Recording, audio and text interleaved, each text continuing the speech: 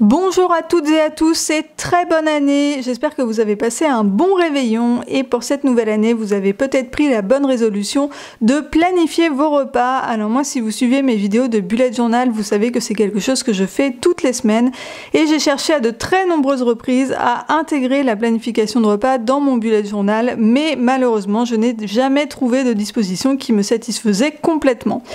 Et en fin d'année, je suis tombée sur une vidéo sur YouTube qui présentait ceci. Donc c'est un meal planner, c'est un planner de la marque Happy Planner qui est dédié à la planification de repas. Et quand je l'ai vu, je me suis dit, eh ben voilà, c'est exactement ça qu'il me faut. Du coup, je me suis laissée tenter, je vais essayer ça pour 2022. Alors ce planner est un planner daté, donc il n'est utilisable qu'en 2022. À l'heure où je tourne cette vidéo, il est toujours disponible sur le site de Craftelier et il s'achète au prix de 25,49 €. Happy Planner propose également un book de stickers de la même collection, donc c'est la collection Foodie Classic Meal Planning.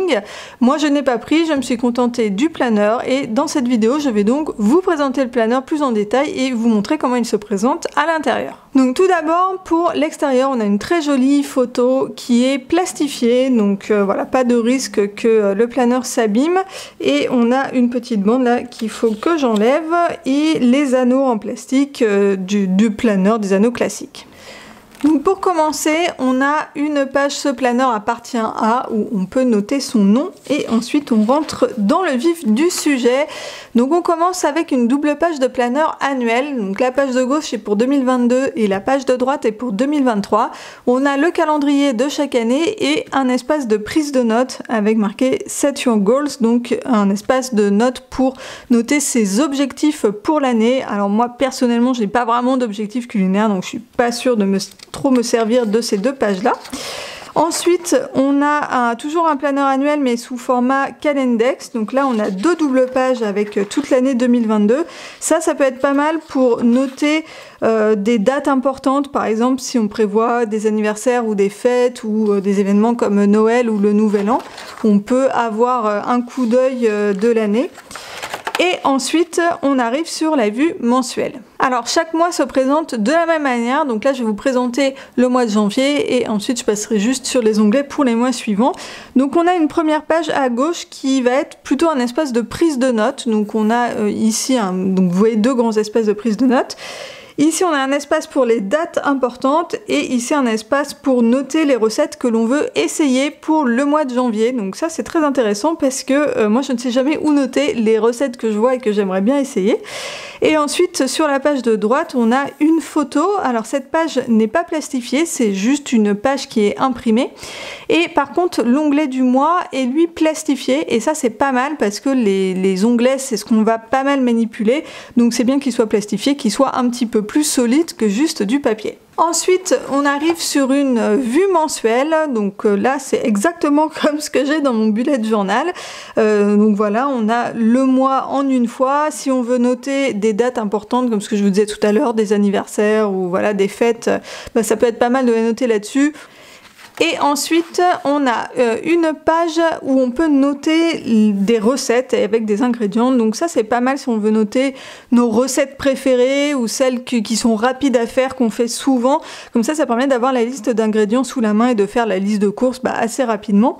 Et ensuite, à droite, c'est une page de liste de courses. Mais pour le coup, alors ça, je ne pense pas l'utiliser puisque on va pas pouvoir trop la retirer du planner puisque derrière, il y a la vue hebdo en fait de la première semaine. Donc voilà, si on emmène la liste de courses, on a pu la vue hebdo dans notre planner pour la suite. Donc pour la vue hebdo, on a toute une semaine sur une double page et comme vous voyez, là le mois de janvier commence le samedi, mais on a toute la semaine entière, donc à partir du 27 décembre jusqu'au 2 janvier, donc jusqu'au dimanche. Et on a une ligne pour le petit déjeuner, une ligne pour le déjeuner, une ligne pour le dîner et une ligne pour les snacks. Et ensuite on a un espace, donc Ingredients to Prep, donc des ingrédients à préparer. On peut faire par exemple la liste de courses ou prendre des notes ou voilà, ou faire ce qu'on veut.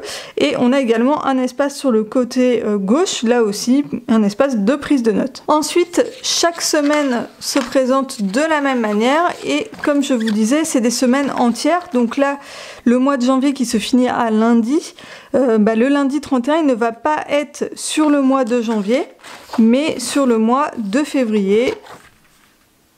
Alors non, c'est la vue mensuelle, hop.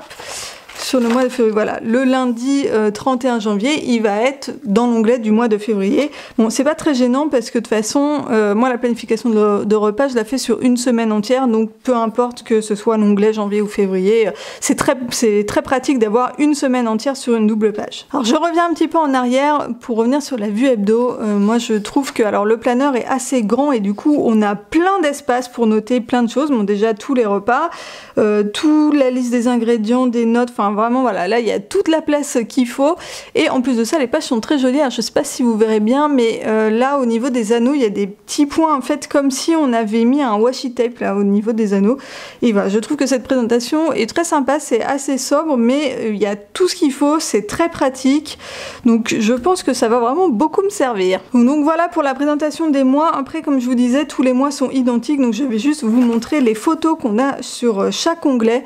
Alors les photos sont magnifiques, franchement ça donne trop faim même. Donc voilà, on a des photos de plats mais aussi de boissons, là pour le mois de mars. Ensuite pour le mois d'avril on a du pain. Ensuite pour le mois de mai, une tarte avec marqué bon appétit en français. Ensuite pour le mois de juin, une pâtisserie à la citrouille. Alors on ne sait pas trop pourquoi pour le mois de juin, ça aurait peut-être été mieux au mois d'octobre, c'est pas trop de saison au mois de juin les citrouilles. Au mois de juillet de nouveau du pain. Au mois d'août une photo de confiture. Au mois de septembre des pancakes. Ensuite au mois d'octobre des oranges. Alors, je ne sais pas trop ce qu'il y a en dessous, ça a l'air d'être juste une assiette, donc juste des quartiers d'orange. Au mois de novembre, un petit assortiment de fruits.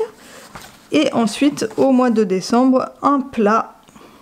Et voilà, à la fin du mois de décembre, je ne sais pas si on a d'autres pages.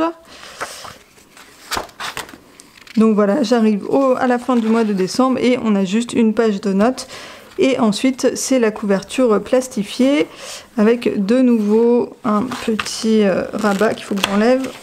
Voilà, et une superbe photo à l'arrière également. Voilà pour la présentation de ce meal planner. Il est très fonctionnel, donc moi comme je fais déjà de la planification de repas, je sais que je vais bien m'en servir et je pense que ça va être vraiment beaucoup plus pratique que ce que je pouvais faire dans mon bullet journal jusqu'à présent. Voilà, dites-moi dans les commentaires si vous aussi vous faites de la planification de repas et sous quel format, si vous avez un planner comme celui-là ou un bullet journal, un cahier ou même dans votre tête. J'espère que cette vidéo vous a été utile. Si c'est le cas, n'oubliez pas de me laisser un petit pouce en l'air et n'hésitez pas également à aller faire un tour sur ma chaîne et à vous abonner si jamais les vidéos vous plaisent. Et n'hésitez pas aussi à consulter la barre de description de la vidéo puisque j'aurai listé tous les liens utiles. Voilà, c'est tout pour moi pour aujourd'hui. Je vous dis à très vite dans une prochaine vidéo. Bye bye!